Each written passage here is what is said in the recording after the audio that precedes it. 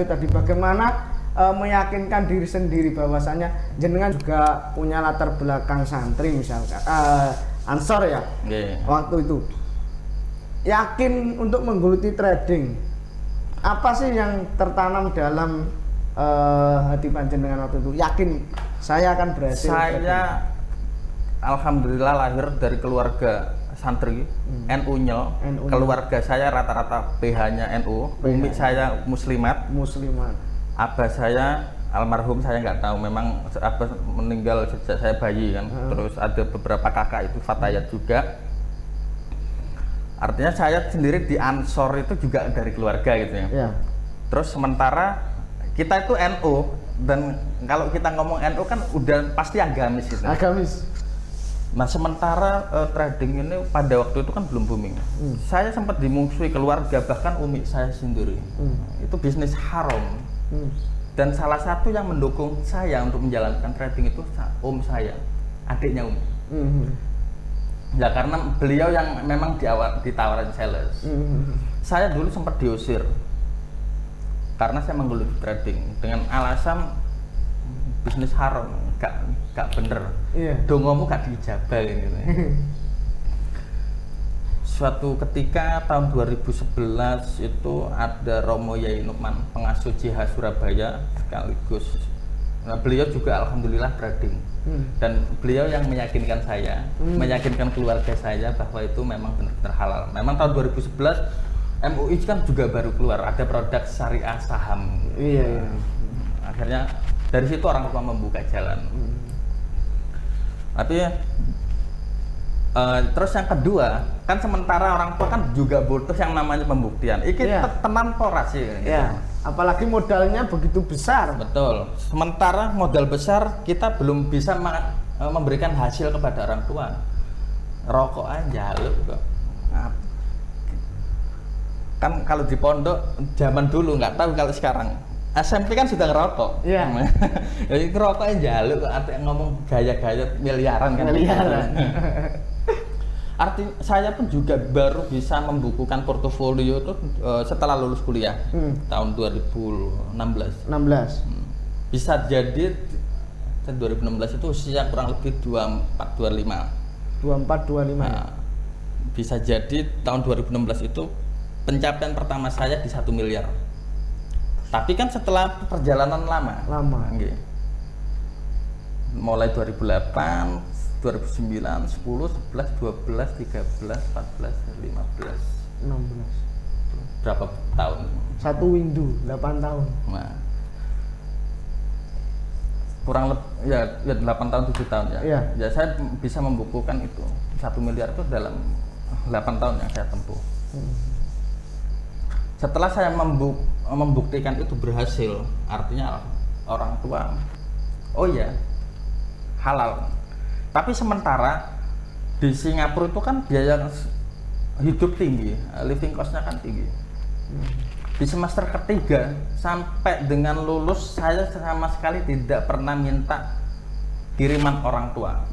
Saya bisa hidup sendiri ya dari trading itu. Meskipun itu nggak terkumpul secara total, tapi paling nggak saya bisa makan, bisa bayar sekolah. Ya sekolahnya masih ada beasiswa juga, masih bisa bayar apartemen. Kurang lebih kehidupan saya waktu itu tahun 2012 sampai dengan 2014, 2015 sebulan kurang lebih $3.000. $3.000 ya berarti 30 jutaan per bulan. Iku wis ngomirit, pagi harus makan promak, malam Indomie, siang remason. Betul.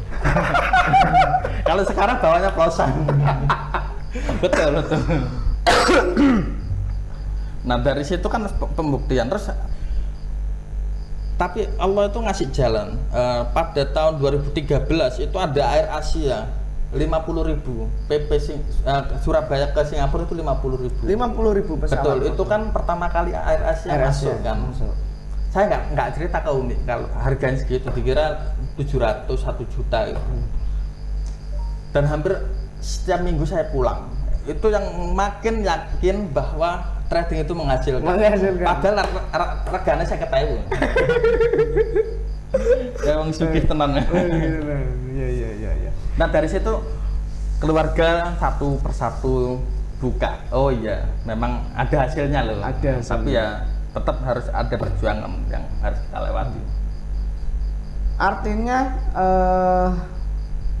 dekat dulu ya. Monggo. Artinya gini, dari modal awal yang sekitar berapa tadi?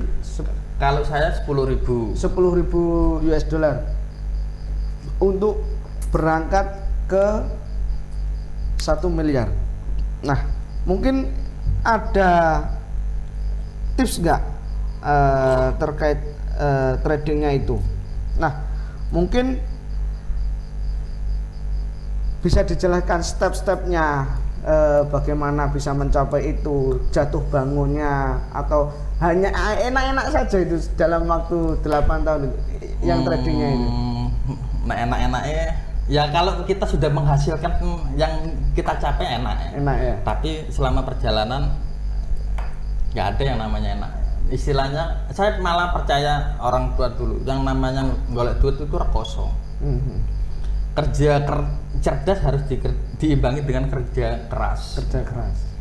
Di situ ada yang namanya resiko. Di mana kita bisa mengelola resiko dengan sekecil mungkin dan meraup keuntungan yang sebesar mungkin. Nah, itu PR kita yang cukup luar biasa di situ. Terus tips triknya, memang literasi baca di Indonesia itu sangat kurang. Nih, dicatat ini.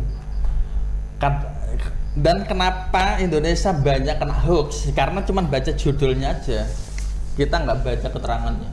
Padahal itu fundamental sekali ketika mau bisnis yang namanya trading. Sebenarnya bukan trading aja, apapun bisnisnya, entah digital marketing, entah investasi saham, atau trading, entah kita bisnis otomotif, kan kita harus update terus. Iya. Literatur harus ditambah terus. Betul. Terus yang kedua, kita jalin komunitas. Jaringan. Betul. Seperti apa sih jaringan di luar negeri dengan Indonesia waktu itu? Sekali lagi, karena Indonesia ini negara berkembang, kita nggak bisa membandingkan antara Indonesia dengan yang saya geluti. Yang pertama, Indonesia ini negara berkembang. Terus yang kedua, konsentrasinya memang bukan di sana. Indonesia ini kan negara penghasil tambang, entah nikel atau emas. Sementara di Singapura tuh negara yang nggak punya sumber daya alam. Terus yang kedua, Singapura itu salah satu negara perpustakaan uang, dan dia konsennya di investasi, di banking, apapun yang berhubungan dengan uang. Bahkan money laundry terbesar di Asia pun Singapura. Artinya ya literasi keuangan mereka jauh lebih proper daripada Indonesia. Makanya pada waktu itu alhamdulillah saya bisa menempuh pendidikan di sana, dapat relasi orang sana, dapat lingkungan orang sana, itu cukup membantu. Tadi belum disebutkan, sebetulnya sahabat Ade ini tinggalnya di Sidoarjo mana sih? Kok mampu membuat jaringan yang waktu itu sampai ke ITB, kemudian drop out dan mengambil kuliah di Singapura? Dari mana sih Sidoarjonya itu? Saya penasaran dari tadi. Alhamdulillah, saya Sidoarjo Waru, Cak. Waru? Nggih, belakangnya pabrik paku. Kalau jenengan tahu MBO. Oh, timurnya stasiun Waru. Betul. Nah, rumah saya sekitaran MBO. MBO itu markas besar ulama. Terus kebetulan juga saya ansor mulai 2016. Kenapa 2016? Karena kan yang 5 tahun di Singapura. Saya malah nggak ikut IPNU. Saya langsung di ansor. Terus yang kedua, sebenarnya 2016 itu saya balik cuman 3-5 bulan. Ya. Terus setelah itu saya balik lagi ke Singapura. Sampai saya baru COVID kemarin 2020 saya umroh, pulang langsung lockdown. Baru balik bersosialisasi di ansor lagi. Berarti pendidikan di Singapura S1 sampai S2 atau S1 aja? S1, S2, alhamdulillah saat ini ambil doktoral. Doktoral di Singapura lagi? Mohon doanya. Ini kader ansor yang luar biasa ini, ngambil doktoral di Singapura dan fokus pada investasi. Nah, ini perlu... Ini nggak apa-apa ngerokok nih? Monggo. Oke.